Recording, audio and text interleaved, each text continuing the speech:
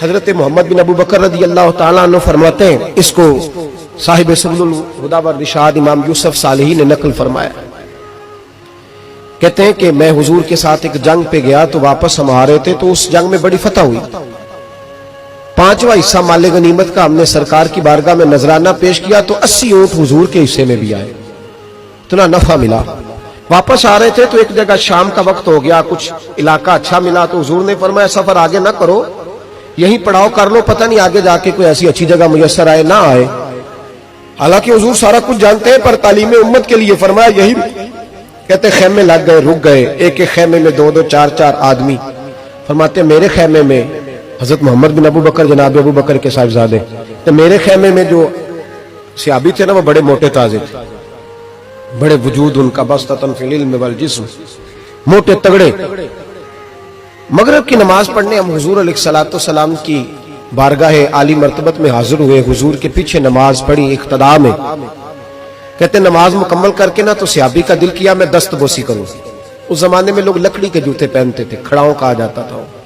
حضور کے قدمین شریفین پر نالین مقدس نہیں تھے اور حضور کا وجود نا بڑا نازک تھا۔ صحابہ کہتے ہیں جب دست مبارک میں ہاتھ ملاتے تھے تو حضور کا دست مبارک کستوری سے زیادہ خوشبو والا ہوتا تھا اور برف سے زیادہ ٹھنڈا ہوتا تھا۔ تو فرماتے ہیں حضور کی بارگاہ میں نا نماز کے بعد جب صحابہ بکھرے تو وہ بھی آگے بڑھے سلام، یہ کچھ لوگ آتے ہیں سلام لینے، مجھے بڑی تکلیف ہوتی ہے جب دھکے لگتے ہیں نا تو میں کہتا ہوں یار نہ آیا کرو، ہم کون سا کوئی اتنے اعزاز والے لوگ پھر دھکے لگ، اور کچھ اتنی محبت سے سلام لیتے ہیں، اتنی محبت سے سلام لیتے ہیں کہ کئی دفعہ جوڑ ہل جاتے ہیں، اتنا زبردست سلام لیتے ہیں۔ وہ پیچھے کھڑے ہوتے ہیں تو ہاتھ کھینچ لیتے ہیں، اب وہ طبیعت بھی نہیں چاہتی کہ کسی کو کچھ کہا جائے، لیکن وہ بعد میں محسوس ہوتا ہے کہ یہ محبت ہوئی ہے، اور محبت میں معاملات بڑے دور نکل جاتے ہیں کئی دفعہ۔ تو محبت تو اس کا نام ہے کہ محبوب کو آسانی کس بات میں ہے، محبوب کو آسانی کس بات میں ہے، محبت اس چیز کا نام، اس چیز کا نام نہیں کہ میں کیا خواہش کر رہا ہوں محبوب وہ والی کرے، نہ وہ راضی کس بات میں ہے، میں گڈی تے ہتھ ڈور سجن دے وہ جنج رکھے انج رہنا ہے، واجب نہیں جے وچ شریعت مندہ خصم نو کہنا، بات تو یہ ہے کہ اس کو آسانی کس بات میں، عام دام برسرے مطلب۔ اس سلام لینے کے لیے جب آگے بڑھے نا تو جوش میں دوڑ کے آگے بڑھے، حضور کے دستے مبارک کو چوما، لکڑی کے جوتے پہنے تھے، حضور کے قدم مبارک میں جوتا نہیں تھا، انہوں نے اپنے پیر سے حضور کا پیر دبا دیا۔ تو جو ہے میری بات پر، یہ باٹا کے جوتے پہننے والا جب کسی کا پیر دباتا ہے نا اور بندہ بھی تگڑا ہو تو ایک دفعہ سمجھ آتی ہے کہ کسی نے پیر دبایا ہے۔ تو محبوب کے دستے مبارک میں چھڑی رہتی تھی، سنت مبارکہ ہے چھڑی رکھنا، عصا مبارک۔ جب اس صحابی نے پیر دبایا نا تو نبی پاک اب وہ چھوڑ بھی نہیں رہے، دیر ہو گئی، پیر پہ پیر رکھ کے کھڑے، تو تکلیف محسوس کی، سرکار نے تو چھڑی پیٹ میں چبھائی، فرمایا یار میرا پیر تو چھوڑ دے۔ اب وہ پیچھے ہٹے تو بڑے پریشان ہوئے کہ یہ مجھ سے کیا ہو گیا، کانپنے لگے، رونے لگے۔ حضور نے فرمایا کوئی بات نہیں جاؤ۔ صحابہ نے بھی ذرا گھور کے دیکھا، محبوب نیچے بیٹھ گئے، اپنا قدم مبارک دبایا۔ حضرت محمد بن ابو بکر کہتے ہیں اپنے خیمے میں ہم لوگ چلے گئے، عشاء کی نماز بھی حضور کے پیچھے پڑھی، پر وہ صحابی ساری رات سو نہیں سکے، یار یہ مجھ سے کیا ہو گیا، گرا جو ان کی نگاہ سے وہ سنبھل نہیں سکتا، میں نے حضور کو تکلیف دی، محبوب کو تکلیف دی،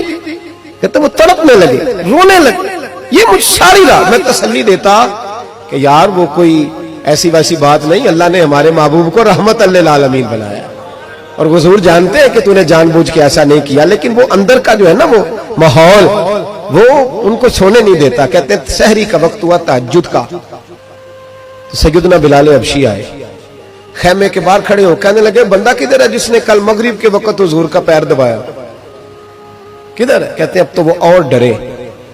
اور کہنے لگے لگتا ہے میری مذمت میں قرآن آ گیا۔ محبوب کی غیر ارادی بے ادبی بھی اللہ کو پسند نہیں، کہا لگتا ہے آیتیں آ گئی، پتہ نہیں میرے بارے میں کیا حکم آیا ہوگا، آپ اپنے ابا سے کہہ کے میری سفارش کرائیں گے، جناب صدیق اکبر سے کہیں گے کہ ایسا نہ ہو کہ میری دنیا بھی جائے اور آخرت بھی جائے۔ کہتے تڑپتے سسکتے در رسول پہ پہنچے، سحری کا وقت حضور تشریف فرما ہے، کہتے اب میں اور وہ منتظر تھے کہ کوئی ایسا حکم آئے گا، پتہ نہیں کیا بنے گا، اور اس حکم کے معاملے میں پھر کہاں تک بات جائے گی، قربان جائے۔ جب حضور کے سامنے کھڑے ہوئے تو سارا کچھ جاننے والے محبوب نے اپنی امت کی تعلیم کے لیے فرمایا بھائی عشاء کے بعد ہی تجھے بلانے کا ارادہ ہوا تھا، پھر خیال آیا کہ تو کہیں سویا ہوگا، سحری میں لوگ اٹھ جاتے ہیں تہجد کے لیے، اس لیے تجھے بلایا ہے۔ فرماتے ہیں اب انتظار تھا کہ وہ بڑی بات آئے، ڈر رہے تھے، لیکن قربان جائیں نبی پاک نے پیر دبانے کا ذکر ہی نہیں فرمایا۔ حضور فرمانے لگے بلایا اس لیے ہے کہ کل شام میں نے تیرے پیٹ میں چھڑی چبھو دی تھی، تجھے تکلیف ہوئی ہوگی تو اللہ کی رضا کے لیے معاف نہیں کر دیتا۔ جناب محمد بن ابو بکر کہتے ہیں پہلے تو وہ اکیلا روتا تھا، اب ہم سب نے رونا شروع کر دیا۔ حضور آپ کیا فرمانا؟ کہنے لگے نہیں یار بیچارے کا پیٹ بڑا ہے، میں نے چھڑی چبھو دی، اس کو تکلیف ہوئی ہوگی۔ اور کیا لفظ ہے حدیث میں، محبوب فرمانے لگے میں ساری رات سو نہیں سکا، اس کا وہ درد۔ او بھائی تو اپنے ابا کو سخت بات کہہ کے آ کے بیڈ پہ آرام سے سو جاتا، تو اپنی اماں کو سخت جملہ کہہ کے وہ تڑپتی رہتی ہے، اسے وہ ساری راتیں یاد آتی ہیں، اس نے بیٹے کے لیے بیدار رہ کے گزاری ہوتی، تو ایک فکرہ کہہ کے تو سوچتا ہی نہیں، کہنے والے تو کہہ ہی دیتے ہیں، یہ سننے والے ہیں جو کمال کرتے ہیں، تو نے خیال ہی نہیں کیا۔ محبوب فرمانے لگے سو نہیں پایا، چل اللہ کی رضا کے لیے معاف کر دے۔ تو کہنے لگے حضور وہ تو میں نے پیر دبایا تھا اس لیے آپ نے مجھے چھڑی چبھوئی، آپ کیا کہہ رہے ہیں؟ تو محبوب فرمانے دیکھیں وضاحت دیکھیں، محبوب فرمانے لگے تو نے تو ان دیکھے پیر دبایا تھا، میں تو دیکھ رہا تھا، مجھے نہیں چھڑی چبھونی چاہیے تھی، چل تو کہہ میں نے معاف کیا۔ تو عرض کرنے لگے حضور جس طرح آپ راضی ہیں میں بھی اسی طرح ہی راضی ہوں۔ محبوب فرمانے لگے تو راضی ہے پر میں نہیں ابھی راضی۔ حضور آپ کیسے راضی ہوتے ہیں؟ فرمایا جی 80 اونٹ میرے حصے میں آئے ہیں، اگر تو سارے تحفے میں قبول کرے تو میں راضی ہو جاؤں گا، تحفے میں رکھ لے سارے۔ کون دیتا ہے دینے کو، فاضل بریلوی کا انداز میں ذرا دیکھیے، کون دیتا ہے دینے کو، اس کا پنجابی ترجمہ ہے کہ کون دیتا ہے، دینا اس سے جگرا چاہیے، کون دیتا ہے دینے کو، منہ چاہیے دینے والا ہے سچا ہمارا۔